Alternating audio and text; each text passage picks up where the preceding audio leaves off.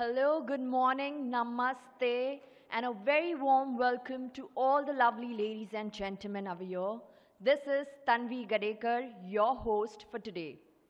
Welcome to Equalify's 11th Indian Alternative Investment Summit 2024, India's oldest but now most prestigious knowledge forum for all the stakeholders of the Indian alternative investments ecosystem.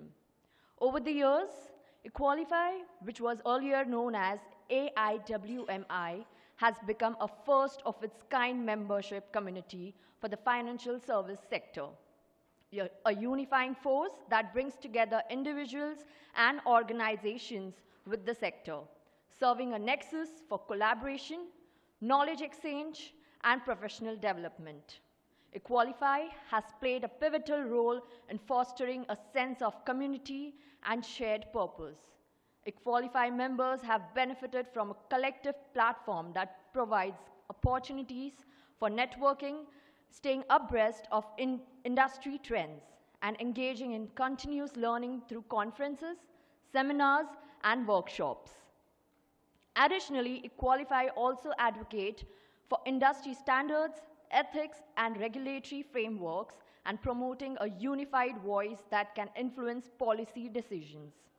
Today's event is one of an initiative which started as a mere knowledge conference but grew into a movement, which has played a large role in shaping the Indian alternative investments market. Returning with the 11th edition of this conference today, we have an agenda that is full of interesting topics and exciting thought leaders. And to get us started with the same, I will call upon Mr. Ajay Vora, EVP and Head of Equities, Nuvama Asset Management, to deliver his opening address. A round of applause for Mr. Ajay Vora, please. Over to you, sir.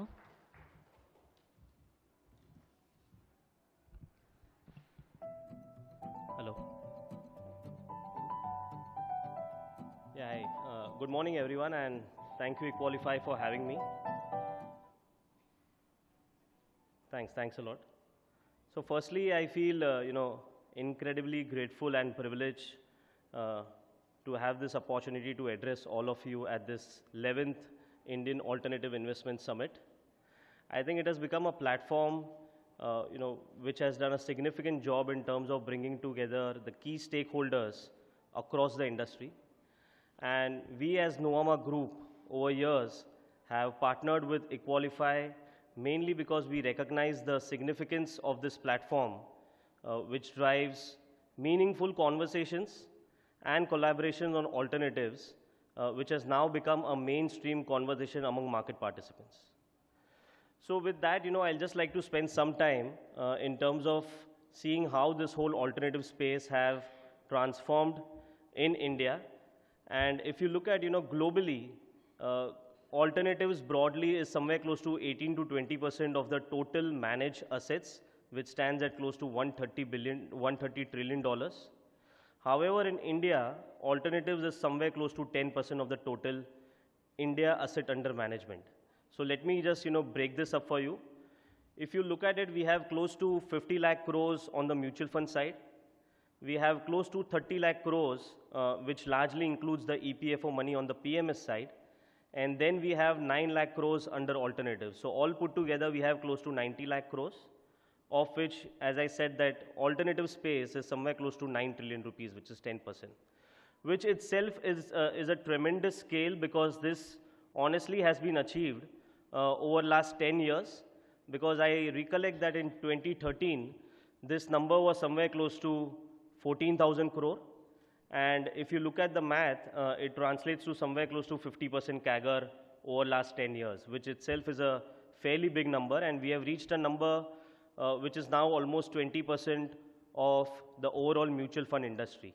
So in terms of the scale, we have already been there. Now, we can just touch base on what has actually driven this kind of traction within the alternative space. So if you recollect, when this whole PMS ticket size was increased from around 25 lakhs to 50 lakhs, there was a very strong opinion that it will be a big hindrance and it will kill the entire industry. But if you look at this whole alternative space with the ticket size of even 1 crore, we have seen this kind of growth over last 10 years. And as we all know that there are talks of, this 1 crore being increased further to 2 to 3 crores. But I don't think, that should be an issue because the underlying factors are pretty strong, which is driving this entire growth. And let me just, take you through a couple of them, which I feel are fairly strong trends within this space. First and foremost, we need to understand is the rise of the millionaires in India. Honestly, if you put some numbers and look at the growth across the world, the rise of millionaires in India is significantly higher versus any other country in the entire world. And the second part is the whole, this rise of the whole family offices in this country, right? Earlier, we have seen that the family offices were mainly driven by promoters, but now actually, increasingly, we are seeing professionals being hired to manage these family offices. And because of these two, investment categories, one is the millionaire category and one is the whole family offices, we are seeing a big trend in terms of their behavior. So just like, we see changing trends or changing behavior across industry, be it consumption, be it media, be it, sports, we are seeing similar trends within our investment industry as well. So first and foremost is that, more and more sophisticated investors are looking for non-traditional products.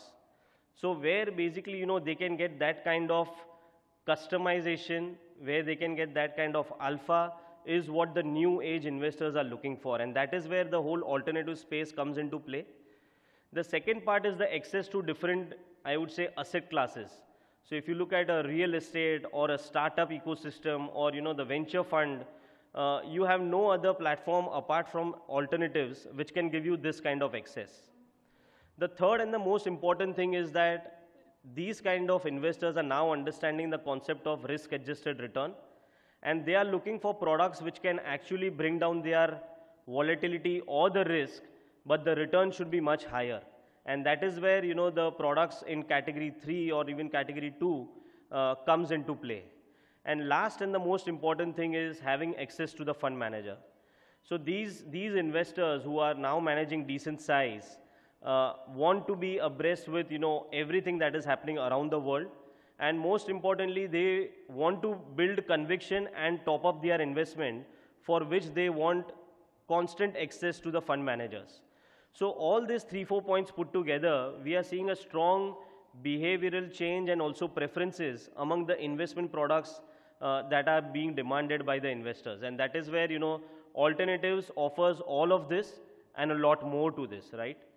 Now, within the alternatives, actually, if you look at it, category 2 is the largest, as we all know, because it gives access to the entire startup ecosystem, which runs in billions and billions of dollars.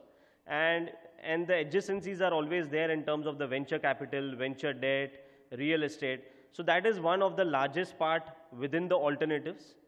The second important, the segment within alternatives has been the entire category 3. So if you look at category 3, it is more focused on listed equities, and it gives you access to very much, I would say, thematic and growth-focused portfolios, which are generally not available within the mutual fund space. So that is where this entire category 3 comes into play, and one of the important strategy which works pretty well and where we also have a significant presence is the long-short category. So if you look at, long-short as a category globally is almost 30% of the total alternative industry, whereas it's pretty small in India. Currently, we are at close to 20% of category 3. So category 3 is somewhere close to, say, around 90,000 crore. And I would say long-short strategies form somewhere close to 18-20,000 crore, which in a way is just, I would say, 2% of the total alternative space. So basis that, I feel that, the whole long-short strategy is coming into play mainly because of 2-3 reasons. One is that, it ensures limiting the drawdown during market correction. So the ability to hedge and use derivatives to limit the downside is one of the key factors of long-short strategy. And if I just give you an example of how we have done over years, so we have a 3-year CAGR on our edge strategy, which is a long-short strategy, and we have delivered close to 20% CAGR over 3 years. In fact, last year when Nifty was flat, we delivered almost 10% return. So that is the kind of alpha which we have delivered on a long short strategy. So I would say these are the two large categories within the entire alternative space which are likely to continue to grow.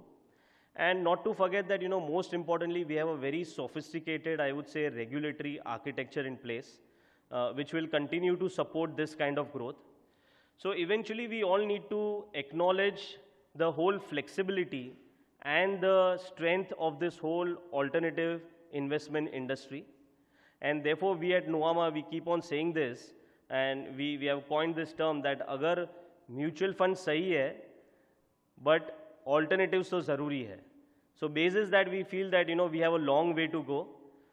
With this, I would just like to thank Aditya and the entire team of Equalify, who has, I think, done a commendable job of bringing together this edition. And I wish you all a very insightful and enriching summit.